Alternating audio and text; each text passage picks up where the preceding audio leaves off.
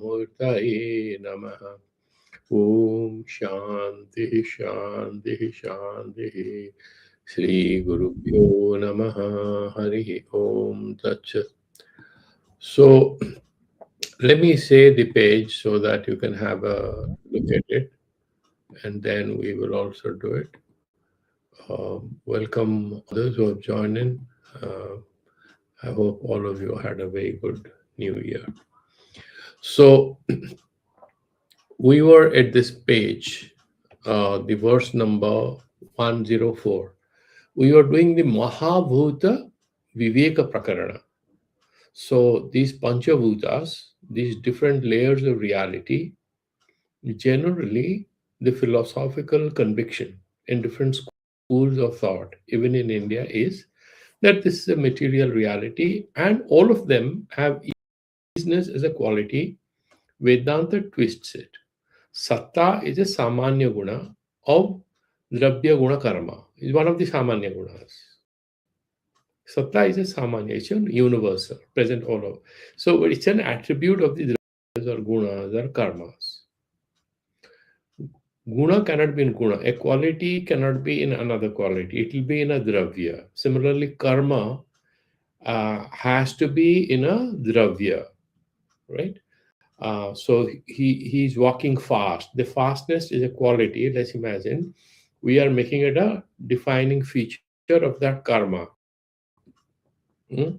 However, one guna cannot be in a guna, and in a karma cannot be in another karma, and this dravya will be the ashraya of both guna and karma, but all three of them can be ashraya or the holding power it has, and satta is one of the common attributes of these three. This is the Nyaya view. Vedanta twists it and says you are just very confused. You are confusing what is the foundational truth as an attribute. You are thinking this, there is a pen, there is a snake, there is a house, we are having a satsang today. All easiness you are attributing to things that you see. But what do you see?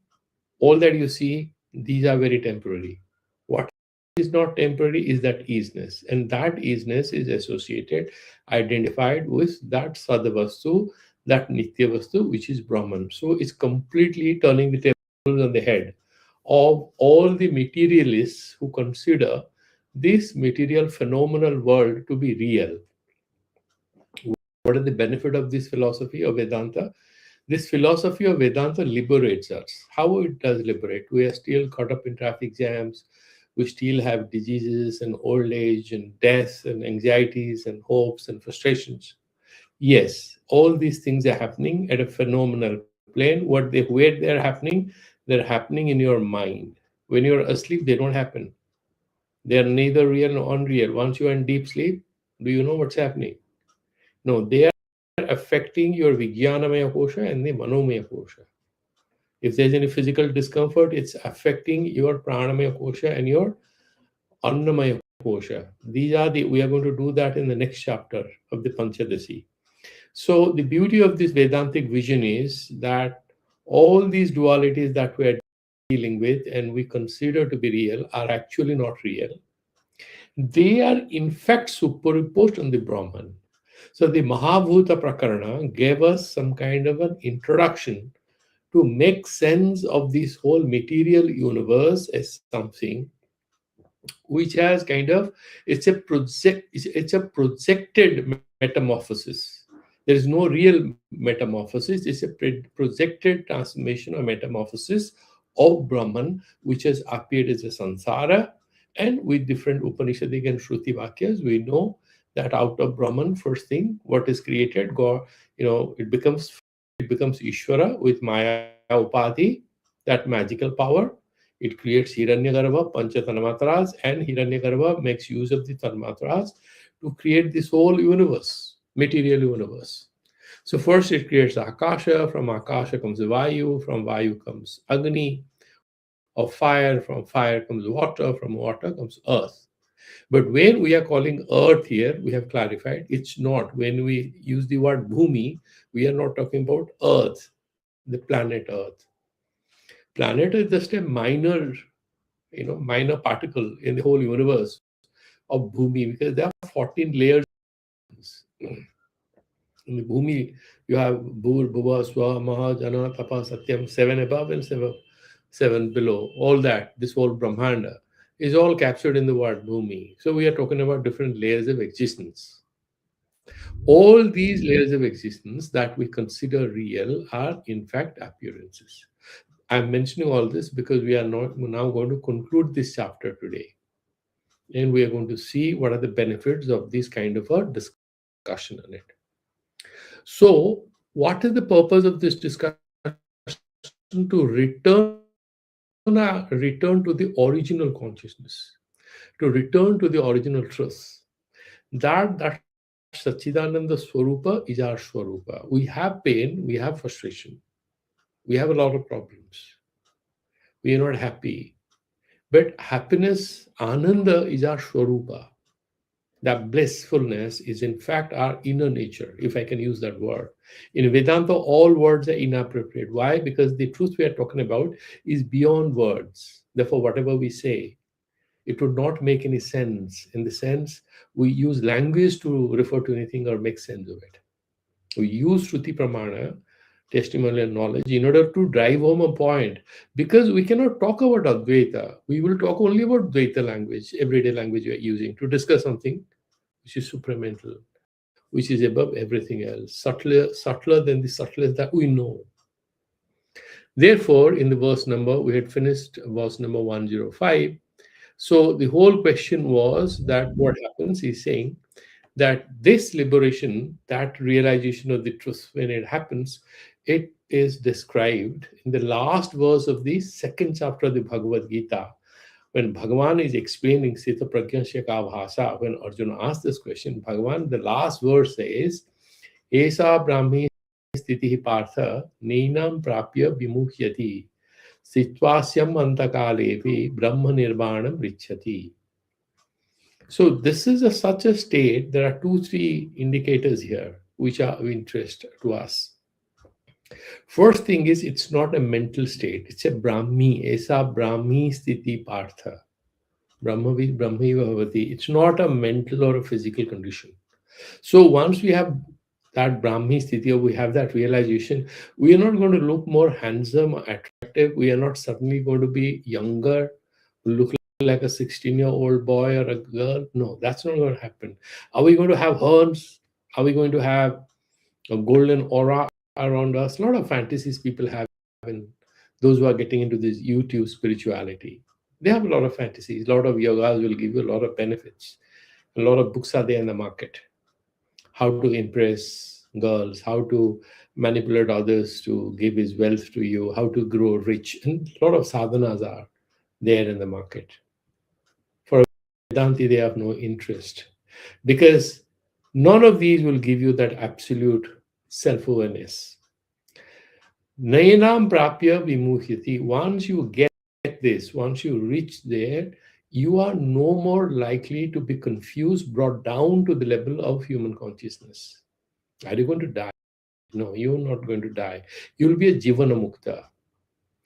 And there's a beautiful discussion between Rama and Vasishtha and the Yoga Vasishtha about Jivana Mukti and Videha Mukti, where he said Jivana Mukta is a guy, even though he is not abandoning his body, his breathing continues, he's still in the body, but he doesn't see anything as real. His consciousness is very much like transparent, clear, like the sky. He's absolutely everywhere and nowhere. He's absolutely nowhere, but he's everywhere physically, mentally, he's doing everything. Stitvasyam antakalepi. Once you are in that Brahmi sthiti, even when you are there, that antakala word means what? As I told you yesterday in the last class, that it can mean parting of, parting from earth by abandoning the body, death. Or what does antakala mean? For a Vedanti, as we looked at it in the previous class, antakala is in fact termination of all ignorance. That is the antakala, because so far you are confusing the relative with the absolute. You think the relative is absolute, relative is real. Whenever we confuse the relative with the absolute, then we think we are here for all time to come. There are these, in Vedanta classes, we are told so many jokes all the time. Apparently, some old man was dying, and all his sons and daughters and daughter-in-laws and son-in-laws, they were around him. And he was trying to communicate something to his eldest daughter-in-law. Well, they're very fond of their eldest bahu because they know her more before other bahus or daughter-in-laws come home. So they love her, give her a lot of responsibility. That the father-in-law was not looking at anyone. He wanted to talk to his daughter-in-law, who was like his daughter. He called her, and everybody thought he's going to give the password of all his savings in the cryptocurrencies, or maybe he will give her the keys or some diamond necklace. He was about to die, and desperately he's trying to say something to this eldest daughter-in-law, and she comes and puts her hand on his forehead and says, "Papa, what happened?" He whispers, "Beta, why don't you switch off the lights in the other room? You're wasting a lot of electricity." That is Brahmisthiti? No. That is the earthly sthiti. When he's going to abandon the body, he's still stuck with the idea of saving electricity. Not that saving electricity isn't a very good thing, but there is a time for everything. You remember that famous song, "Time, Time, Time." There's a time to love, there's a time to heal, there's a time to hurt. There's a time to leave from this material frame, which we call our body, we call our life, and lose interest in all this, and in fact, focus our attention on the ultimate truth. Yeah. So, Stitva Syamandakalepi Brahma Nirvanam Richati. So he sort of gets that liberation in the sense that he sort of breaks free from all entanglements. He's completely free from all entanglements in that state. And so he becomes Nispriha, Nirmama, Nirahankara. All these words and beautiful adjectives for him. He has no attachment to anything else. So he is finally there in that ultimate state. Anta Sabdartha Vikalpa Vibhrunati Saditi. And then that Anta Kala is giving two interpretations. Bhagwan Shankaracharya and others are giving the traditional interpretation that we're going to look at it in the next verse. Here he's explaining Anta Kala is not necessarily death. Madhusudana Saraswati, and if you look at Madhusudana Saraswati, or for that matter, the commentary of Bhagwan Bhashyakar, Shankaracharya, he mentions that. So, what he's trying to say about that Dehapatha?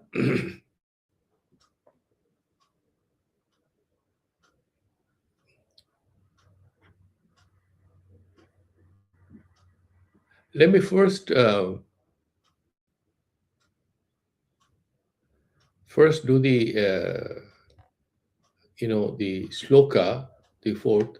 Sad advaite nrite dvaite yadyanyonekya vikshanam tasyandakalasthadveda buddhireva na chetaraha. Now, this is the definition of antakala. And what is the definition of kala that he is giving in the verse number 204? We are very close to the end of the discussion. Sad Advaite. Advaita is Sad, reality, no dualities. There is only one reality, which is pure consciousness, and that is bliss. That is Sat, that is Chit, and that is Ananda. Right? So that is knowledge, consciousness, and bliss. The truth, consciousness, and bliss, as we say. And what is actually a lie? The Dvaita. The snake is a lie. The rope is reality. No? So the snake part we have to remove from our consciousness. So all the realities that are capturing our attention and they occupy our mind, all these ideas are actually unreal. For Vyabhara, we engage with them, but let's imagine if we are going to be shot dead in another 2 minutes, if they ask, what do you want to do? What's the purpose of life? What do you think about love? Would you like to listen to this song? I'm going to take interest in anything. You just have 2 minutes. You like to close your eyes and just, you don't have any interest in anything once you know you're going. And I have experienced it when I was there in this, in the Oberoi Hotel during the terror attack in Mumbai, because when you know actually you're going, you just lose interest in everything. You could die any moment, so you become after.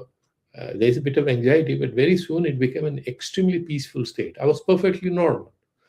Get prepared for death. So I just went and shaved myself and wore my jacket, and I said the body should look good. If they're going to suit me, let them suit. So you just be normal, because you know you're going to deal with death. You could die in a moment. So first 3-4 hours was painful, and then the rest of the hours, out of the 45 hours I was inside, there was no emotion whatsoever. I was not feeling anything about anyone. I was just talking normally, but I had no emotions for anything, including for myself. And I had a lot of stotras with me. Actually, I did not read any stotras. I was just looking at, picture of Thakur and Kali, but I wasn't reading anything. You just be very normal, because what is the purpose? You just don't know what's going to happen. So that is Antakala. We generally associate death with anxiety, but he is here mentioning for the jnani that Brahmi sthiti fructifies, blossoms, manifests only when that fellow knows all this that he was preoccupied with is completely unreal, not because he was cheated in a relationship, but because he has now realized what is superior, what is the truth. Sad Advaite Anrite Mithya Rupe Dvaite. And so far, why was he trapped? Because he confused the real with the unreal. A kind of a marriage ceremony of truth and falsehood. That is samsara. Brahman is real, isness is real. Then we are associating everything else which is unreal, that real, and then we attribute reality to everything else. And we forget to see that. And we attribute, in fact, this, the qualities and attributes of the unreality around us, we attribute these to Brahman. We confuse both. There is called itaretara adhyasa. So in Brahman, there is only sansara adhyasa, there is no swarupa adhyasa. So there are superimpositions of six types. We are not getting into the details today. All this will be discussed as we move forward in this great book. Sad advaite anrite mithya rupe dvaite anunya aikya vichanam. You confuse X with X is real, Y is not real. And you see this one. That is a confusion. But you see, no, they are different. This alone is real. This part, no, it's not real. This alone is real. Anunya aikya vichanam, anyunyasya ekabhavena vichanam. That's the satyanritayoho mithunikaranamiti yat. Satyanrite mithinikrite. That is the adhyasa. Naisargikoyam loka vyavaharaha. Bhagavan Shankaracharya says in the introduction of the Adhyasa Bhashya. So he's saying that mithunikara, that kind of a bringing together of true and false. Tasya antakalo avasana kalo namaha. And then he's saying, when you see only this one is real, this one is unreal. When you have a clear understanding of it, that only is antakala. Tada Veda Buddhi Reva Tayor Advaita Dvaitayor Veda Buddhi Vivechanam Eva Antakala iti uchyate. When you have that proper now Viveka means distinguishing X from Y, distinguishing the snake from the rope. That is Viveka, analytical distinction. But for you to distinguish the sansara for Brahman, sansara has to be real. Is sansara real? Does the Upanishad say that? No. This is unreal. That means, in fact, it's like separating rice from, the chaff and everything else. Or you peel off the fruit. You're separating the inner kernel from the peels or whatever. Separation. But in case of this separation is analytical. All that so far was considered real. will be dropped out of your consciousness, and it will be steadfastly focused on the truth of the Brahman. That is Bheda Buddhi. But remember, this Bheda Buddhi is very cryptic here. Because for Veda to happen, two things have to be there. But one part of it is not real. So Bheda Buddhi means ascertaining that Brahman alone is real. That is the Bheda Buddhi. Itaraha sarirapatana kalo na antakalaha. That is what is antakala, not the termination of this body. Why? Why it's not antakala? Because you see, when the body falls, according to our belief systems, there is a reincarnation. So it's like you jump, like a cricket jump from one particular grass, or grasshopper jumps from one grass to another. It walks to the end point and jumps over to another. Similarly, we abandon, and depending on what are the inclinations of the mind and the consciousness in the last moment, we're going to assume another animal body or maybe a plant body, or and a lot of these literatures, they mention exactly what is going to happen. So if a person is extremely violent, he may become a tree so that he react anymore. And they say that if you have both papa and punya kind of mix, then you're going to have a human body again. Too much of papa, you're going to be plants and you're going to be animals. You have a lot of punyas, some punya and papa, then you may become an animal, maybe become a very useful animal like a cow, or maybe a songbird or something interesting. Or you're going to be a tiger, or maybe a very violent, poisonous, all kinds of things. These are not real, but these kinds of stories are told in order to reorient our consciousness towards the truth, towards a good ethical life. So that's not Antakala. Death is just a transition. We need to understand it. Death is a transition, both in Hinduism and in Buddhism. It's a transition where the consciousness just traverses a path, abandoning one particular phase of its existence to another phase of its existence. It assumes new names and forms, in singular or in plural. It will assume new sets of names and forms. The consciousness continues. That's not Antakala. Tatra eva samaviliyante iti shrute na tasya prana utkramante. Actually, the person who is dying, because there is no second life for the guy who gets moksha, or liberation. He gets sadhya mukti here and now. He's not going to go on a spiritual tour program to Swargaloka, Brahmaloka. No, there is no such interest in the minds of anybody.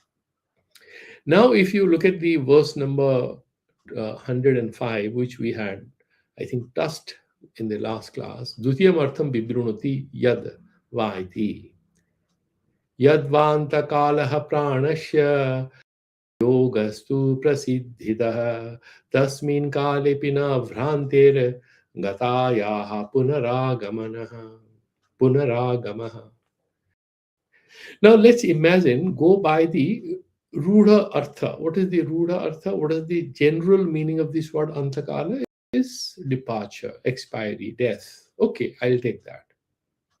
And what is that meaning then? Pranasya Vyogaha. Essentially, what is birth according to the Vedantic, theory? About this particular position, birth is nothing but the Jivatma has Stula Sarira Sanyoga. The Sukshma Sarira travels after we die. The Panchakoshas are there, Annamaya Kosha. Then the Pranamaya Kosha is Pancha Prana, Pancha Karmendriyas together. And then you have the Manomaya Kosha, Pancha Gyanendriyas plus Manas. And then you have Vijnanamaya Kosha, Pancha Gyanendriyas plus Buddhi. And then all this together, all these are Sukshma Sarira, subtle body. And you have the Karana Sarira above, but all the Sukshma Sarira, it travels. And these Sukshma Sarira, the subtle body, it carries what? The 17 elements. Pancha Karmendriyas, Pancha Gyanendriyas, and Pancha Pranas. You can add these Pancha Pranas, then Manas and Buddhi, 17. and they will travel forward. They call the karana, the sukshma sarira or linga sarira, and they will carry papa punya with them. Jivatma is going to carry. It doesn't have physical form. It's a very subtle thing. It carries all the energies. And then, as per the energies, they don't suffer because they don't have the kind of body we have. So they go up and they pass through the Naraka or Swarga or whatever, depending on what the text says. These are not serious matters for the Vedantist. Truth of the matter is, you are trapped here. You're going to again assume a form depending on your good activities and bad activities, and the cycle begins again. So he's saying pranasya vyoga means when your sukshma sarira abandons the stula sarira vyoga is death, stula sarira sanyoga is birth. The sukshma sarira is there till you are mukta, jivana mukta, till you are liberated, you have moksha prapti, till ajnana has been terminated. We are still there, either in a subtle form or in a gross form. Vyogastu prasiddhidah tasmin kalepi, even in that the physical termination of the body, na bhrantehe gatayaha punaragamaha. Even then, because there is end of all jnana. How you can be born when you have karta bhokta buddhi? How can you have karta bhokta buddhi when you have avidya or ajnana? So ajnana is the root cause of our birth and death. And what is ajnana is not knowing who you are and what you are. You are no different from the Brahman. All of us are that particular thing, and but we are not able to accept that truth. And because the Vairagya is not dhrida, it's not very strong, we return again and again, and we are kind of caught up in this whole samsara. He's saying, Yadva pranasya biyogostu prasiddhita tasmin kalepi na bhrante gadayaha punaragamaha. Loke prasiddhita pranasya vyoga sarira patana samayaha antakala astu. Okay, I agree with you. You want to call antakala means the body falls. That's what you want to call antakala. I got no problem. Tasmin kale api, even at that moment, gatayaha bhrantehe, the ajnana which has been terminated. You had certain bacteria, and then the doctor did a, they call it blood culture or sputum culture, whatever. They can do urine culture and they isolate that particular bacteria. And so it can be in India, tropical conditions, it can be Salmonella or E. coli or Klebsiella or something which was reported in Indo. So there are a few deadly bacteria which are, it can be MRSA, Staphylococcus, whatever.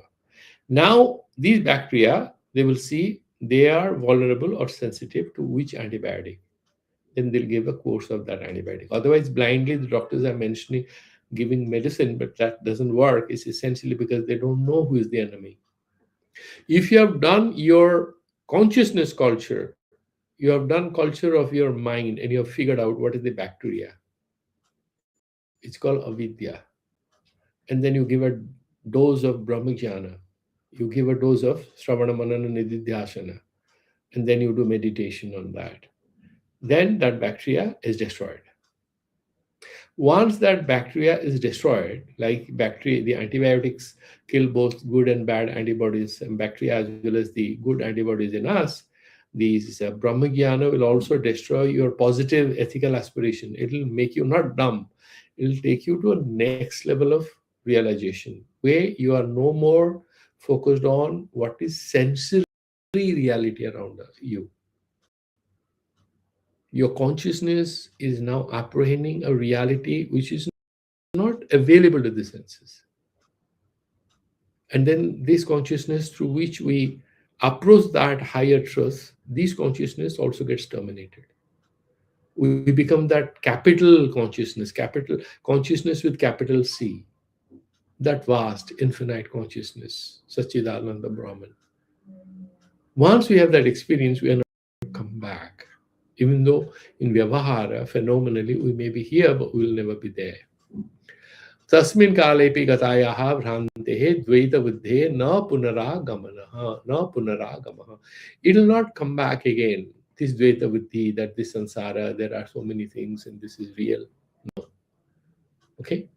If you remember, I was telling you that Sankaracharya says in the Bhagavad Gita commentary, Antakalepi antyai, antye vayasi api, in the last part of your life, Brahma Nirvanam, Brahma Nivritim, Moksham Richati Gachati. He goes, gets that Brahma Nirvana.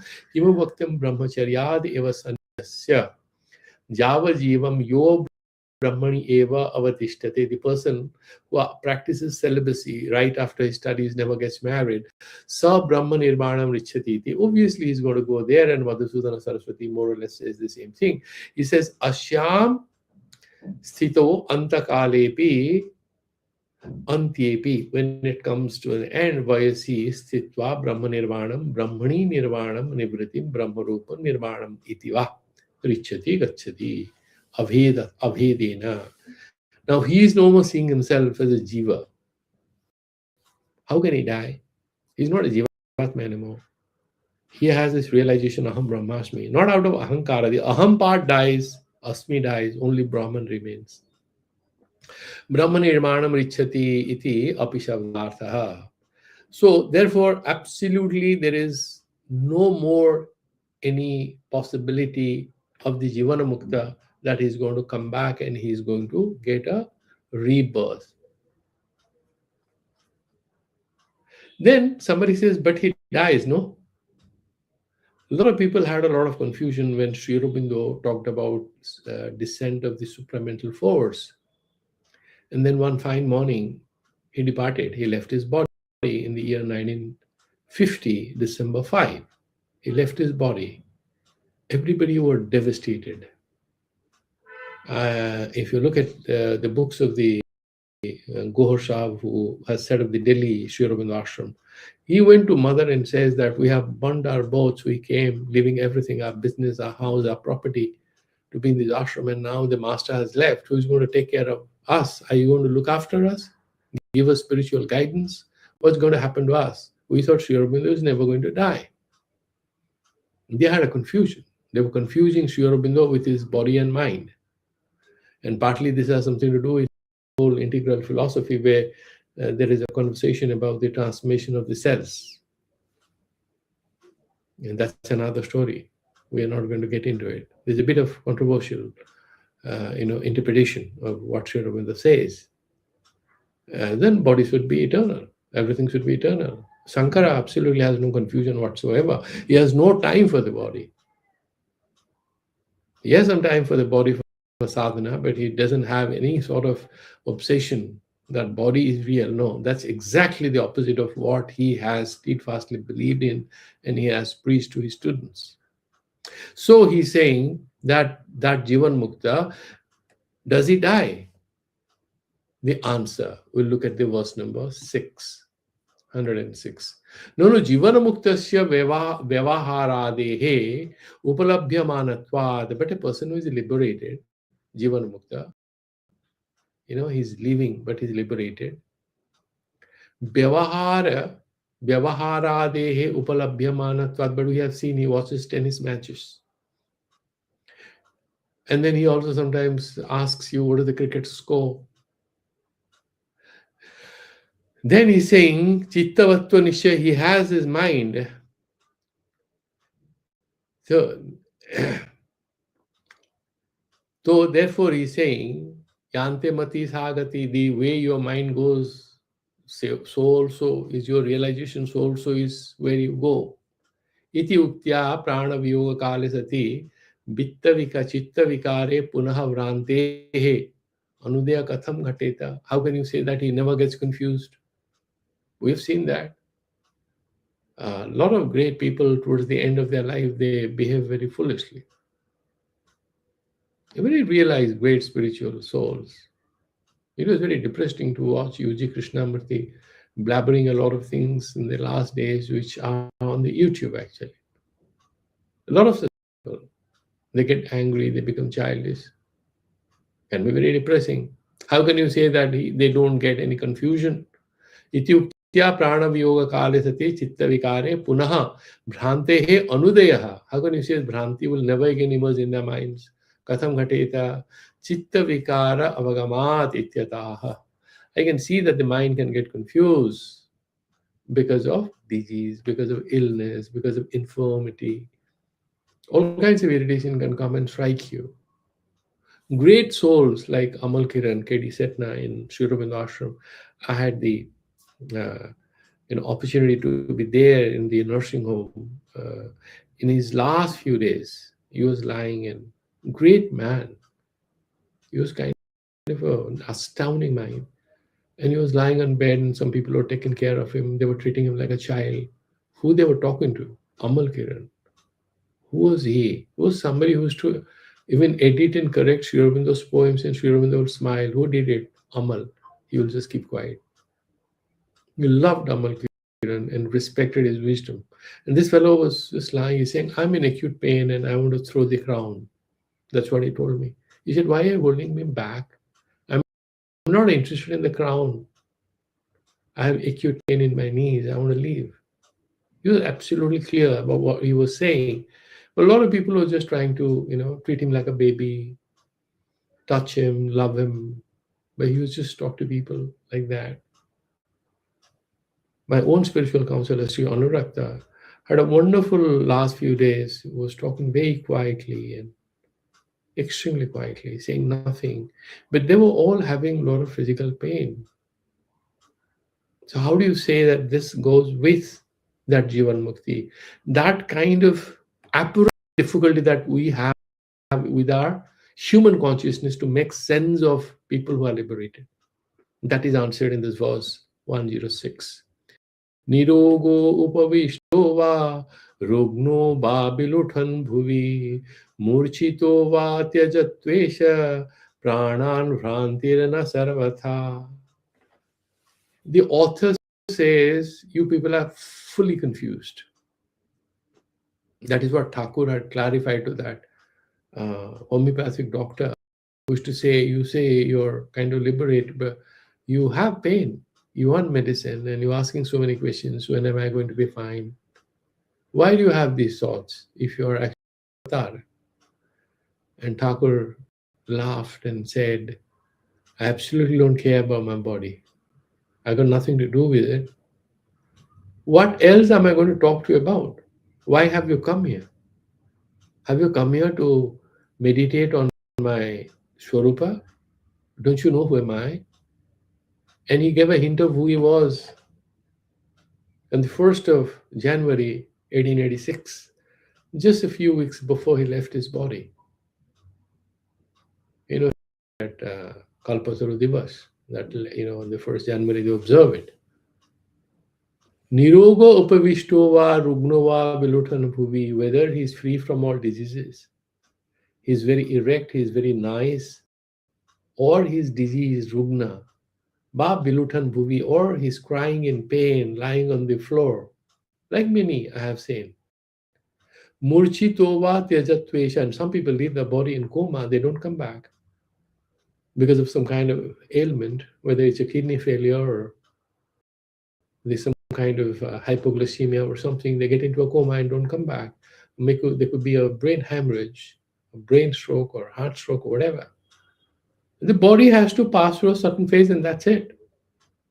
They may leave the body. Bhrantihi na sarvata. However, they may leave their life, but they are not leaving their life, their body, in a state of ignorance, because the truth realization is firmly established in them. You shouldn't have this emotional confusion that they are in pain or this or that. From a mental plane, what are they going to talk about? 3 little children go to their grandma, who was a great philosopher. Let's imagine a professor of philosophy. And they say, Mama, we want to sing some lullabies for you or school rhymes. Would you like to listen? What is she going to say? Ah, lovely. Why don't you sing that rhyme? And then she joins them. Grandma was so child. She was rhyming all the time, remembering her school days. What else is going to do with children? And that's what the liberated soul behaves like a boy, like sometimes crazy. But he absolutely is not there. He's there where the truth is. He has that self-realization. But outwardly, he may be trapped once in a while. You might think There are the remnants of human consciousness in him. He plays with that human consciousness, but he isn't there. Let's look at the commentary here. Nirogo nirgoto rogat saha. So he's free from diseases. There could some people who are very fit and fine and live. Upavishtova rugnova rujavishtaha. Or maybe he is having diseases, therefore he's maybe lying or he's reclining or something. Bhubi bilutan paribhraman va murchito va esha jnani pranam tyajatu. Or could be that this realized person is lying on the floor or he's rolling on the floor. Maybe he has a CBD blockage or some kind of acute pain. He has colic or he has colon cancer. There is acute pain. Sarvatha tasya भ्रांति na dveta vishayaka भ्रांति na uditi. Just because of this kind of illness or some difficult predicament that the physical seat is passing through, he doesn't turn around and say this reality that you see and experience is fundamentally real. This sansara is real. He never says that. He knows Brahman alone is real. Ayam bhavaha, this is how we summarize it. Ayam rugna upavishta ityadikam, all these adjectives that I have for the liberated soul. Sarvam Anyadiya Vranti Gocharam. So you can see all these in normal cases, people will be in very difficult things. They might cry, they might shout all kinds of. Jivanamuktasya Advaita Jnana Vidvasta Ajnana. However, the person who is liberated soul, his ajnana, which is the source of all these problems in communication, in interaction, anxieties, anger, frustration, they don't have it. The root cause has been removed, which is ajnana. Dvaita jnana prayojaka jnanikasya. That duality, at the root of it is that ignorance, and that has been removed. So they don't consider this phenomenal reality as absolutely fine. Manasa chitta vikaranam prana viyoga kale asambhavat. Therefore, the mind is not going to get confused. The mind is going to get confused if there is a reason for it. What is the reason for confusions in our mind? For a normal guy, it could be lack of bank balance, could be losses in the stock market, could be rise in gold prices, could be conflicts in certain parts of the world for normal people. For the liberated soul, these are not the causes of the fluctuation of the mind, the confusion in the mind. The mother cause of all this is ignorance, inability to realize what is our essential nature. But the realization